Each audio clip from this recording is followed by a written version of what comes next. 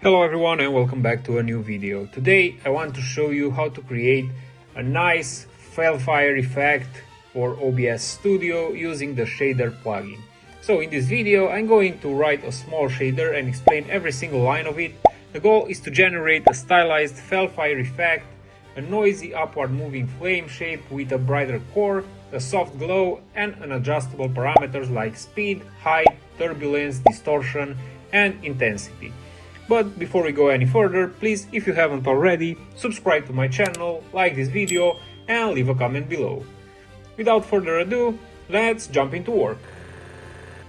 Alright, open up your favorite text editor and let's write the script. I explain in each section what is responsible for. So, first we define a uniform float 4. This is an object of RGBA elements. For the fell color 1, this is the main color. It's that bright toxic green for the flame core. For the variables, we choose the R247, 1.0, 0.129, then the alpha 1 because we want a solid color. For the color 2, we just duplicate the first line and reduce the values, so we have a darker green that's used for the softer glow around the core. Now with that defined, let's set up our parameters. We need fell speed. This defines how fast the fire flows upward. Then we just duplicate this 5 times. We rename it to fell height. Then we have the fell intensity and then fell turbulence, and of course the last one we also need a shape distort, and we will reduce the values and set up the turbulence and intensity to 9 because we want some brighter flames.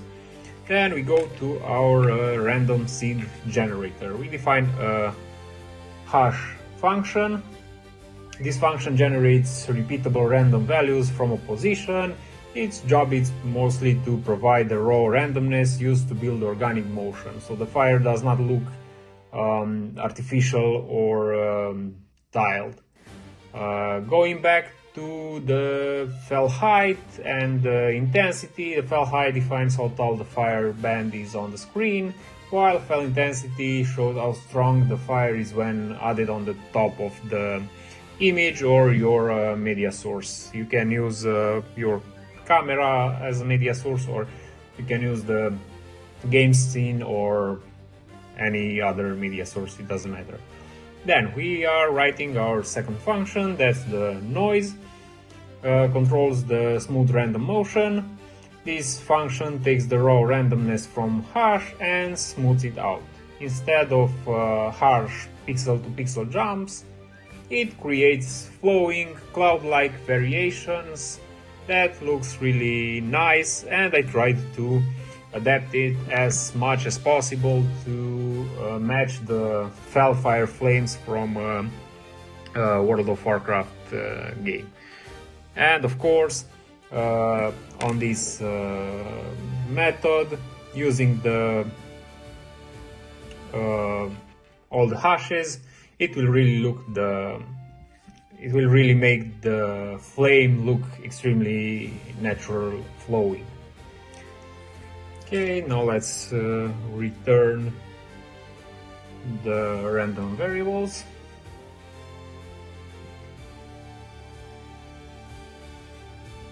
And if you guys can't follow me up, don't worry, you will find the link to this script in the description. It is for free. I have to remember you that to use this effect you need to download the shader plugin. As well, you have the link in this video description to that plugin. Okay, now let's just duplicate this line and adjust the levels. Here we have a 1. Okay, and then we end up with u.y. Okay, now we're done with the noise method, and we move on to sharp FBM, basically the flame structure builder.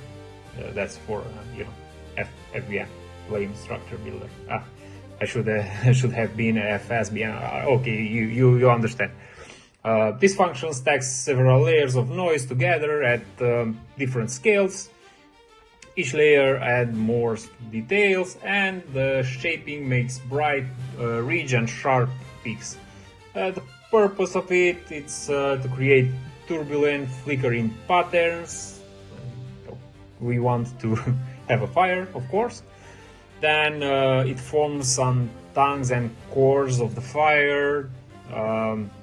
That bright flow underneath. Then it controls how sharp or soft the flame details appear.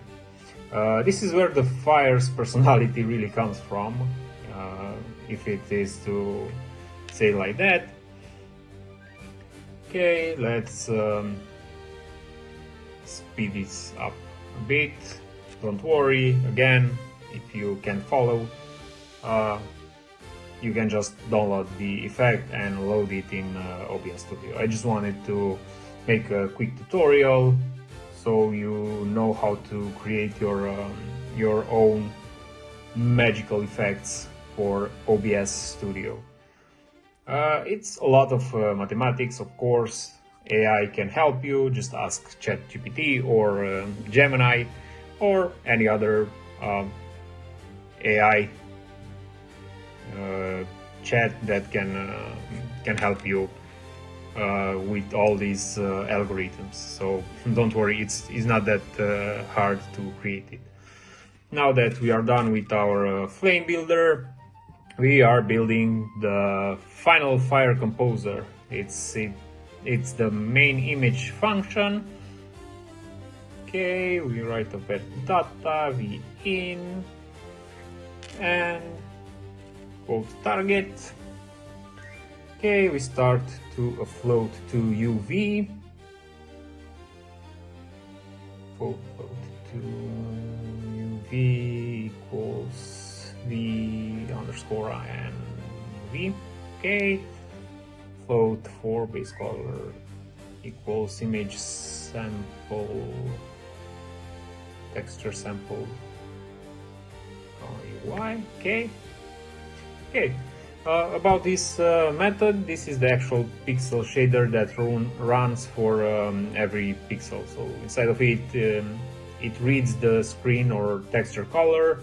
It builds a vertical mask, so the fire only appears in a certain height region. So that's why we have the fell height setting.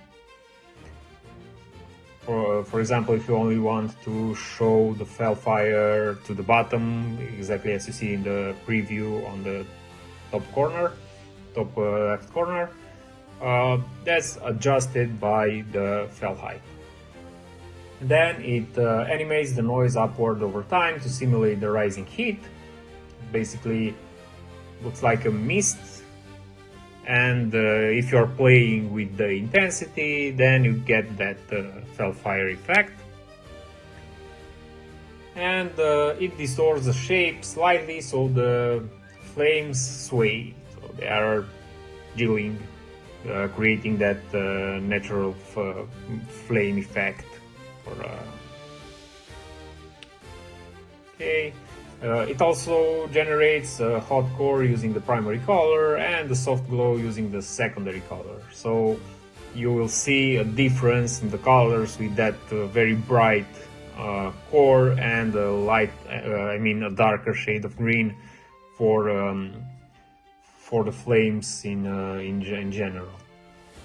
Okay, then it blends everything together and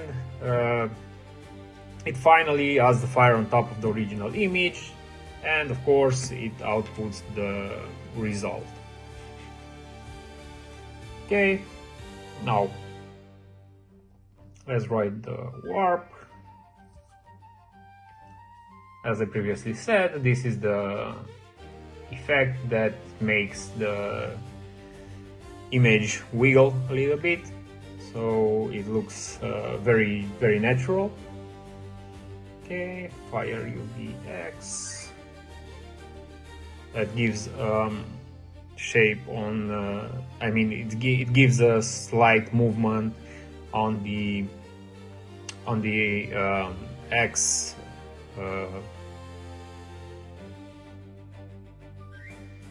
Of course, I'm out of words.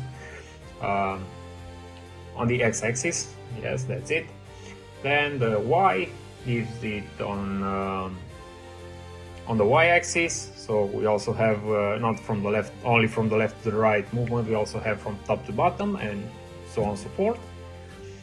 Okay. Now we created the layers, calling the flame structure builder. Okay, we create the core. Here we also give it randomness. So the core looks it's more solid than the glow. Of course, you can adjust here if you want brighter core, but it's really not necessary, since we have the flame intensity. You can then adjust directly in OBS Studio through the filter menu, so don't worry about that. Okay, now let's build the final fire.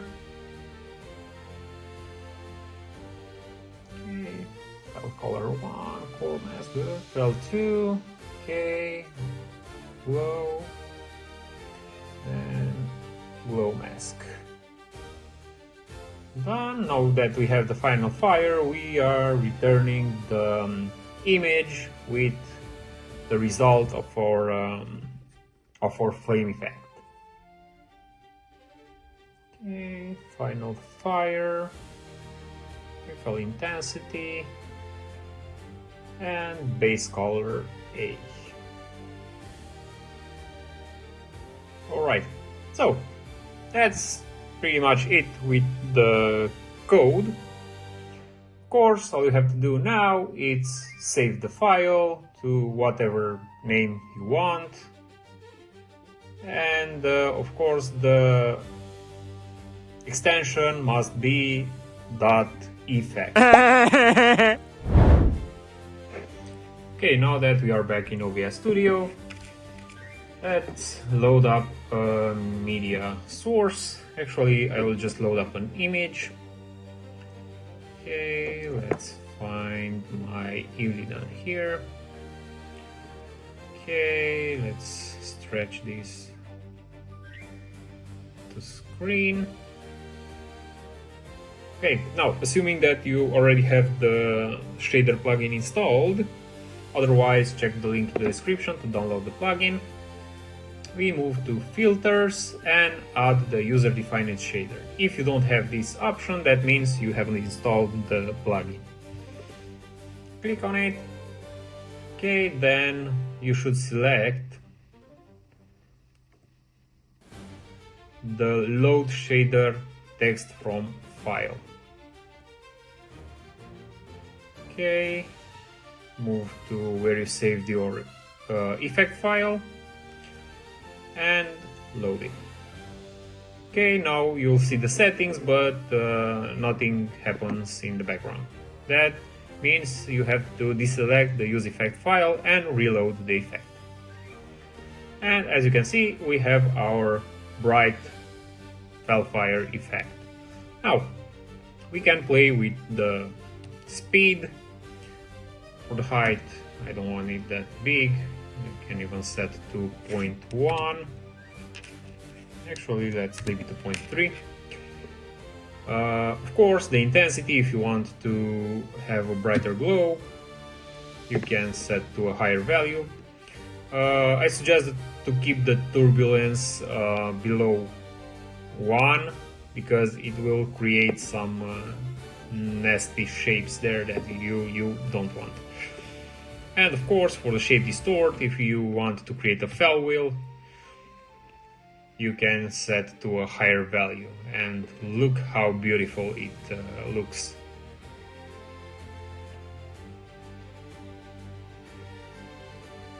This is something really nice. Just look at it. Okay. If we set back to 1, we have the bright flames. So that's pretty much it about how to create this effect. Hope you enjoyed this video. If you did, please subscribe to my channel if you haven't already. Leave a comment below and see you on the next one. Thank you for watching.